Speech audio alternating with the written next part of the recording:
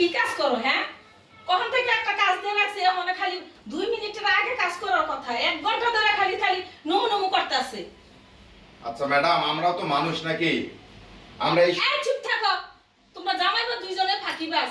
কখন থেকে কাজগুলা দিছি, একটা কাজ আমার ঠিকভাবে হয় না। না ম্যাডাম, আপনি যে রকম ব্যবহার করেন, আমরা তো কোনো আমার মেশিন না। কথা মুখের উপরে কয়, আমার টিকটকটা নষ্ট করে দিল। তাহলে আমাকে বের করে দেন। কাজ করার কথা বলছি, কাজ কর। এত কথা বেসাল আমার লগে পারবি না।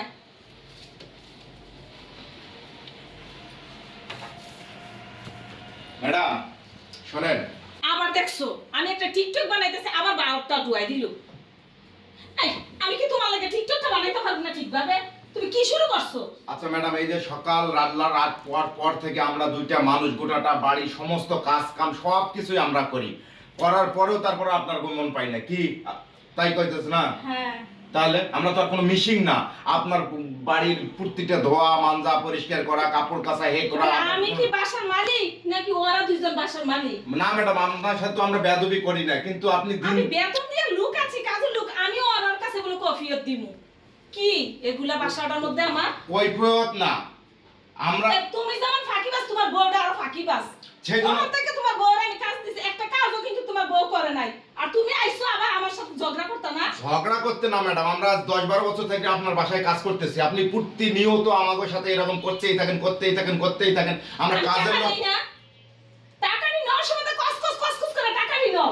এই সময় তো আমরা ম্যাডাম আমার কম করে বেতনটা দিয়ে, তখন বেতনটা দেওয়ার সময় ম্যাডাম আমার 1000 টাকা একটু বকশিশ দেওয়া যাবে, 2000 টাকা একটু বাড়াই দিলে তো আমার ছেলে মেয়ে একটু খাওয়া যাইবো।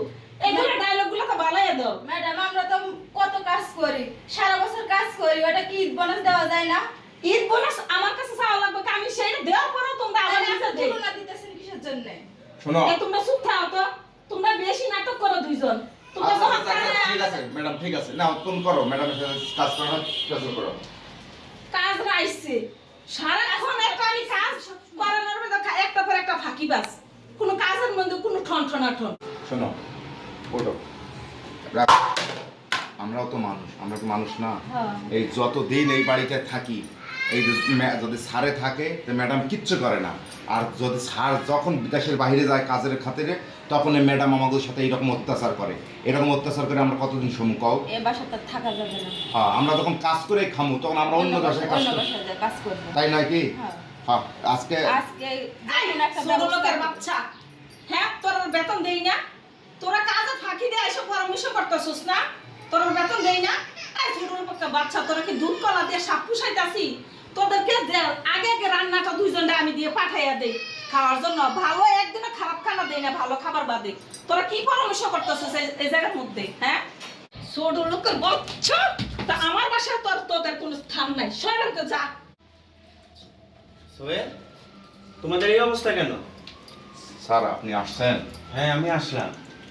স্যার আজকে আমরা দুইজনে আপনার সব বলবো স্যার।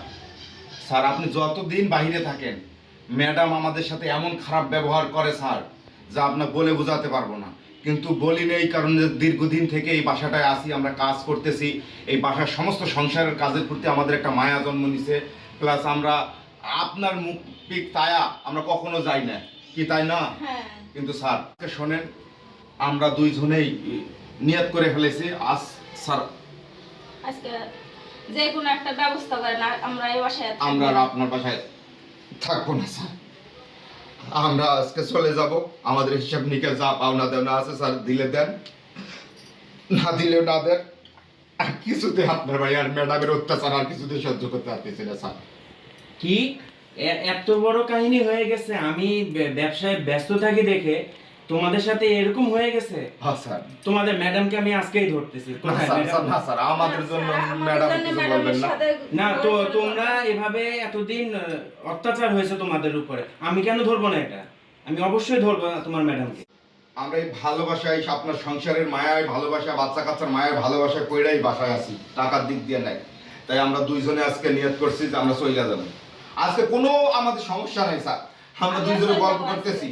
আর ম্যাডাম এসে আমার গালা ধাক্কা দিয়ে এমন করে হেলাই দিচ্ছে স্যার। না আমি তো এটা সহ্য করব না। তোমাদের সাথে অন্যায় হয়েছে, আমি তোমাদের ম্যাডামকে এটা উচিত শিক্ষা দিব। আখি, আয় আখি, জলদি এদিকে আসো। কি হয়েছে? আমি এগুলো কি শুনছি ওদের কাছ থেকে? তুমি এতদিন ধরে ওদের সাথে এভাবে অত্যাচার করছো। ওরা তো গরিব মানুষ। হ্যাঁ, তুমি ওদেরকে মানে কি ঘাট ধাক্কা দিয়ে এখন বের করে দিচ্ছ। আমি আজকে যদি না আসতাম তাহলে তো আমি এটা জানতেই পারতাম না। আখি, আমি আজকে ওদের যা হিসাব নিকাশ আছে আমি সব হিসাব করে আমি ওদেরকে বের করে দিচ্ছি। ঘরে যত কাজ আছে, যত রান্না বান্না আছে, তুমি আজ থেকে একা করবা। কাকা, যা আবার হয়েছে কাকা, আমার মাফ করে দেন। চাচি, না না না না আপনি আমাদের আপনি আমাদের হাত ধরবেন না, আপনি ম্যাডাম মানুষ। না চাচি, ভুল হইতেই পারে চাচি। আজকের পর থেকে আর কখনো আমি আপনাদের উপর বেয়াদবি করব না।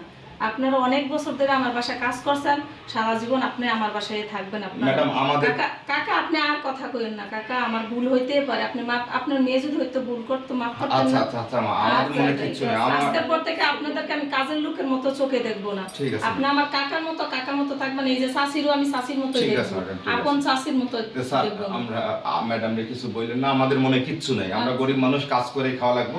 ম্যাডাম রে কিছু বলবেন না স্যার, আমাদের একটুকু রিকোয়েস্ট স্যার। না, আমি তোমাদের ম্যাডামকে কিছুই বলবো না। তোমাদের ম্যাডাম যে এখানে ভুল বুঝতে পেরেছে এই জন্য আমি অনেক খুশি। আমরাও ম্যাডামের কাছে কৃতজ্ঞ যে ম্যাডাম ভুলটা বুঝতে পারছে স্যার। আসি স্যার, আমাদের কাজ করে স্যার। ঠিক আছে, যাও।